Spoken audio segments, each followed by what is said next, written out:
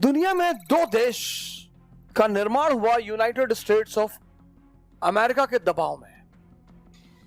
पाकिस्तान को, इजराइल को तो यहूदियों ने बनाया ही, पाकिस्तान को भी यहूदियों ने ही बनाया।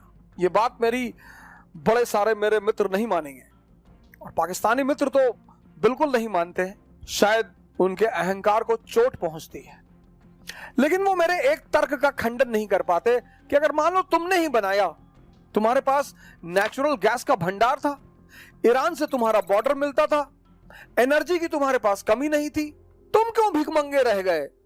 तुमको किसने रोका? पाकिस्तान को तो यहूदियों ने बनवाया। आप कहोगे पाकिस्तान को बना के यहूदियों को क्या फायदा है? फायदा सर, फायदा मैं बता रहा हूं आपको। फायदा क्या है?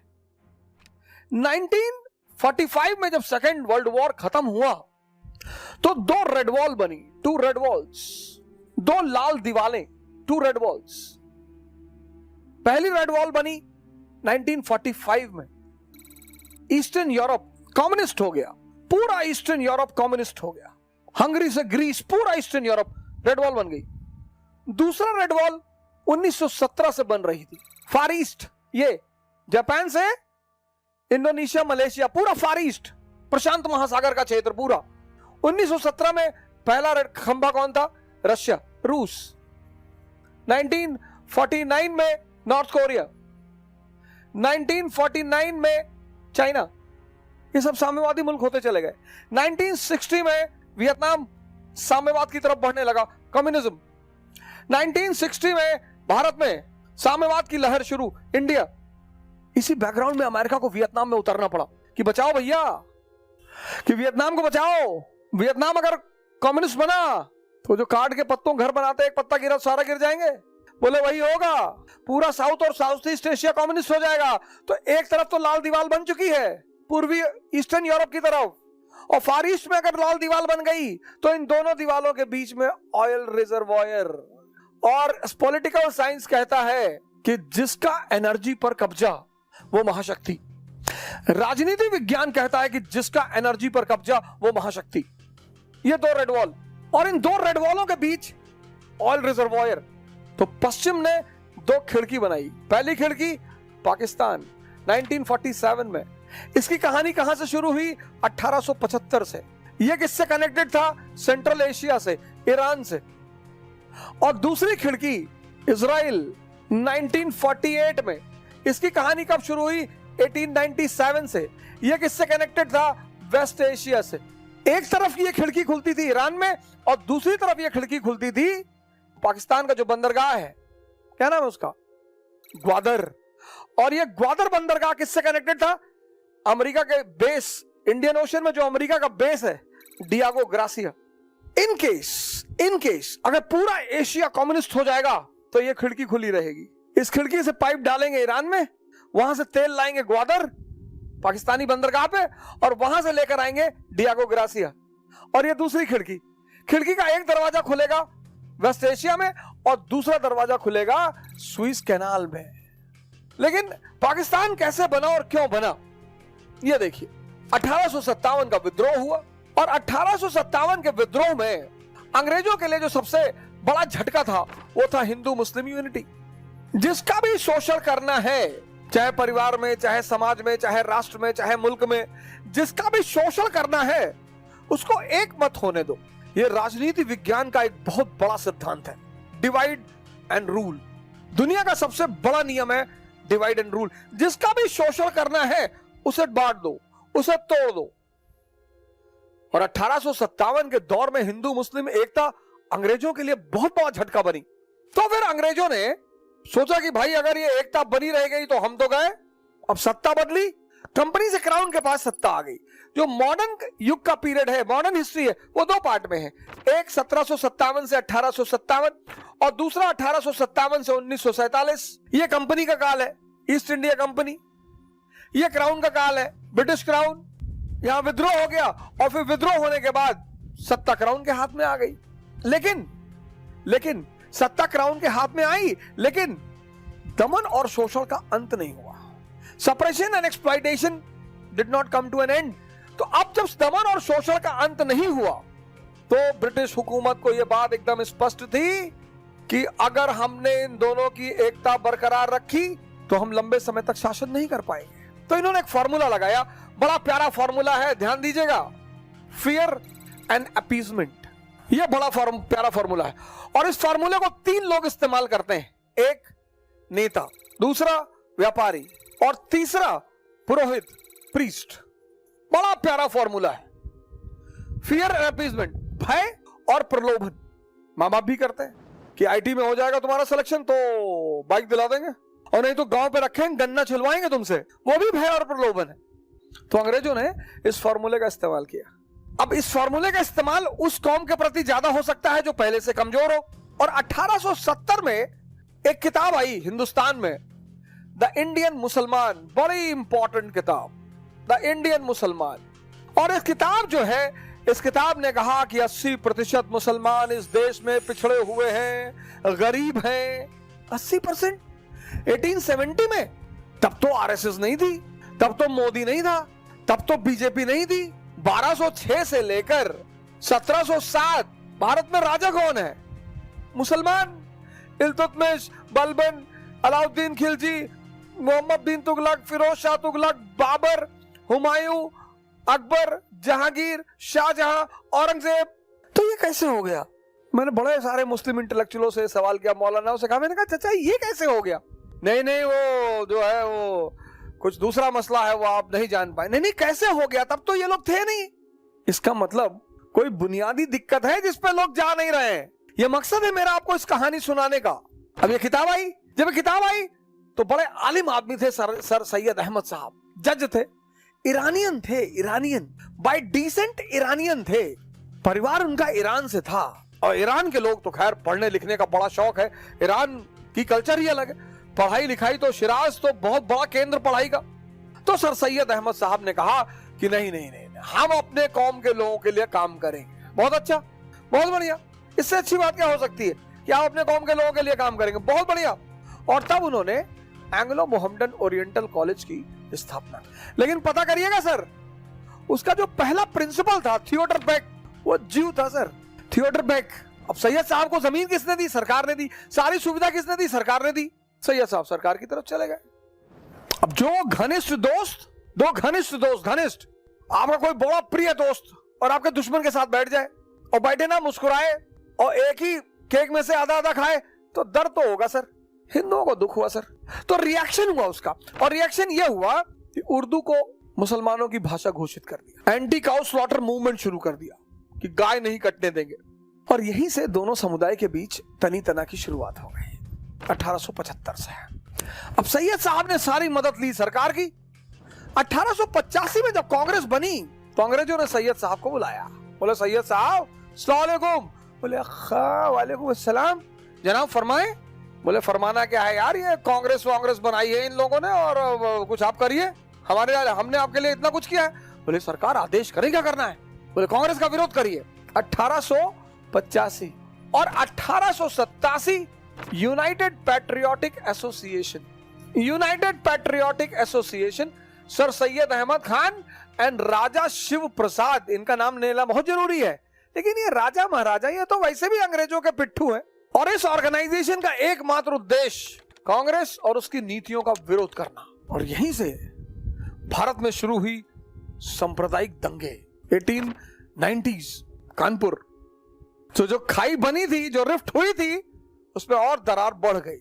और इसी परिस्थिति में 1905 में कर्जन ने बंगाल का विभाजन कर दिया। इस बंगाल विभाजन के पश्चात मुझे ऐसा लगता है संप्रदायवाद की ग्राउंड तैयार हो चुकी थी 1887 तक भारत में। और किसने किया? ब्रिटिश हुकूमत ने। क्यों? राष्ट्रवाद को कमजोर करने के लिए। और 20वीं शताब्दी के शुरुआत तक संप्रदायवाद भारत में मौजूद। कर्जन भारत पहुंचा, दिमागदार आदमी था, उसने बंगाल का विभाजन कर दिया। उसने कहा मैं अपने मुसलमान भाइयों को इन काफिरों से बचाना चाहता हूं। ईसाई जो है मुसलमानों को अपना भाई मानते हैं। गद्दाफी उनका सगा भाई था, खाला का लड़का था, सद्दाम हुसैन फुप्पी के लड़के थे, ये सब भाई मानते। ये सब ड्रामेबाजियां हैं। इस देश में एक बार इतिहास को सबको कायदे से पढ़ा दूं। बंगाल विभाजन हो गया। बंगाल विभाजन जब हुआ तो बंगाल विभाजन के साथ एक चीज शुरू हुई, स्वदेशी आंदोलन। दोनों आए, हिंदू मुसलमान दोनों आए। शुरुआत में दोनों आए। कर्जन को इस बात का अंदाजा नहीं था। है तो एक ही। कर्जन को ये बात लगी यार ये तो गड़बड़ हो जाएगा, ये तो साथ में आंदोलन कर रहे हैं। तो फिर कर्जन ने क्या किया, ढाका के नवाब को पकड़ा, सलीमुल्लाह को। सलीमुल्लाह से कहा रहना चाहते हो कि जाना चाहते हो? बोले सरकार रहना चाहते हैं। बोला रहना चाहते हो तो रोको मुसलमानों को स्वदेशी आंदोलन में जाने से। बोले सर कल रोक देंगे। बोले कल मत रोको, आराम से रोको। सलीमुल्लाह ने मौलाना को बुला लिया। मौलाना ने कहा सरकार शुक्रवार का टाइम दे, शुक्रवार के बाद कोई मुसलमान नहीं जाएगा स्वदेशी आंदोलन में। और शुक्रवार की नमाज हुई, मौलाना ने कहा स्वदेशी आंदोलन तो इस्लाम के खिलाफ है। और जाके मौलाना ने कह दिया कि स्वदेशी आंदोलन इस्लाम के खिलाफ है। बोले कैसे?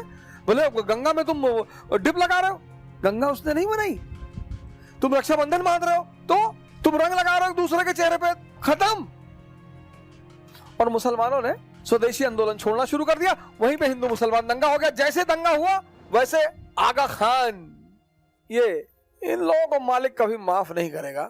ये गए लॉर्ड मिंटो से मिलने, आगा खान डेलीगेशन, आगा खान डेलीगेशन मिंटो से मिलने गया कि सरकार हिंदू हमको मार रहे हैं, सरकार हमको सुरक्षा दीजिए सरकार, और हमको प्रमोशन दीजिए।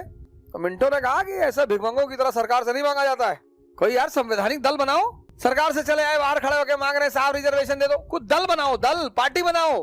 बोले पार्टी बना लेंगे सर। और 1906 में बन गई मुस्लिम लीग। ये मुसलमान सामंतों ने बनाई। और जैसे ही मुस्लिम लीग बनी, राष्ट्रवादी मुसलमानों ने तुरंत इसका विरोध किया। एक नया आंदोलन चला भारत में, अहरार आंदोलन 1907, पढ़िएगा। और फिर अमृतसर अधिवेशन में मुस्लिम लीग ने कहा कि हमको पृथक निर्वाचक मंडल चाहिए, सेपरेट इलेक्टोरेट। सरकार ने ये सुझाया था, बोले ले लो। ये जो सेपरेट इलेक्टोरेट है इसको मिंटो ने ड्रैगन्स टीथ कहा। ड्रैगन्स टीथ क्या कैलकुलेट करके चाल देखी उन्होंने। पृथक निर्वाचक मंडल, इस पृथक निर्वाचक मंडल का जो सरकार का उद्देश्य था, सरकार ने कहा कि इस देश का मुसलमान बहुत पिछड़ा हुआ है। अच्छा, इस देश का मुसलमान बहुत पिछड़ा हुआ है, बैकवर्ड है। क्यों?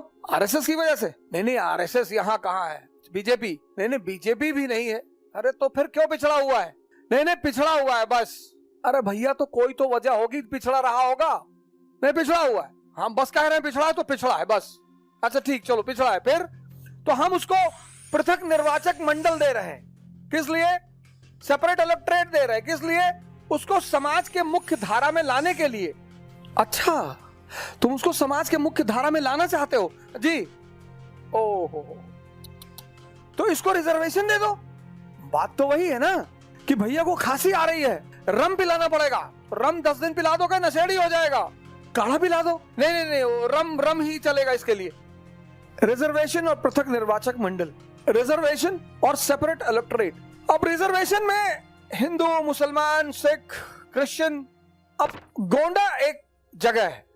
अब गोंडा अगर मुसलमानों की रिजर्व सीट घोषित होती है, मुसलमानों की, तो प्रतिनिधि जो होंगे, कैंडिडेट, वो सिर्फ मुसलमान होंगे, ओनली मुस्लिम्स। पर इनको वोट सभी करेंगे। कैंडिडेट ओनली मुस्लिम्स, पर इनको वोट सभी देंगे रिजर्वेशन में। तो अगर फरहान भाई, हमारे सीनियर हैं गोंडा के, फरहान भाई, फरहान अहमद हमारे सीनियर हैं, बड़े अच्छे इंसान हैं।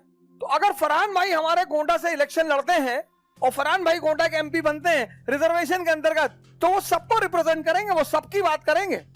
लेकिन अगर गोंडा को सेपरेट इलेक्टोरेट सीट डिक्लेयर की जाती है तो candidate only Muslims, voted by only Muslims. अब यहां अगर फरहान भाई एमपी बनते हैं तो वो सिर्फ मुसलमानों की बात करेंगे, और वो जब सिर्फ मुसलमानों की बात करेंगे तो इससे अलगाववाद पैदा होगा, सेपरेटिज्म। यही वो चाहते थे। अब 1909 में जब ये सेपरेट इलेक्टोरेट मिला तो 1924 तक पहुंचते पहुंचते कितने साल? 13 साल। 13 साल में हिंदू और मुसलमान के बीच एक अलगाववादी भावना पनपने लगी। और उसका सबसे बड़ा एविडेंस था रहमत अली, ऑक्सफोर्ड ग्रेजुएट, जिसने इस टर्म को कॉइन किया, Pakistan a separate land for Muslims. और जब इसने कॉइन किया तो लोगों ने इसका मजाक उड़ाया कि बच्चा है, कुछ ज्यादा ही सोच रहा है। जब इसने इस टर्म को कॉइन किया तो लोगों ने इसका मजाक उड़ाया, हंसी उड़ाई कि बच्चा है यार, अभी छोटा सा ग्रेजुएशन कर रहा है, ऐसा ही बोल दिया वो, पर सही सोच रहा था। 1919 का एक्ट आया, इलेक्शंस हुए। Elections are the breeding ground of communalism and casteism. Elections are the breeding ground of communalism and casteism. Election का पीरियड 1922, उसी वक्त आप देखोगे शुद्धि आंदोलन, जमात सब एक्टिव हो गए, डिप्रेस्ड क्लास एसोसिएशन। और 1930 में जब इलाहाबाद सेशन हुआ मुस्लिम लीग का, तो यहीं पर अल्लामा इकबाल साहब ने कहा autonomy for Muslim dominated provinces.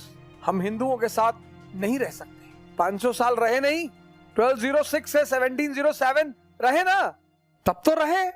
Iqbal साहब कुछ और ही कैलकुलेट कर रहे थे, कुछ और।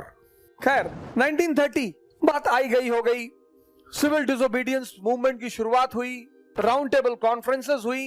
1939 में जब सेकेंड वर्ल्ड वॉर शुरू हुआ और जर्मनी ने पोलैंड पर हमला किया और ब्रिटेन ने जर्मनी के खिलाफ हमला किया, और ब्रिटेन ने कहा कि भारत हमारे साथ है और पोलैंड को आजाद कराने के लिए प्रतिज्ञाबद्ध है, बिना भारत के नेताओं से पूछ तो लो भैया।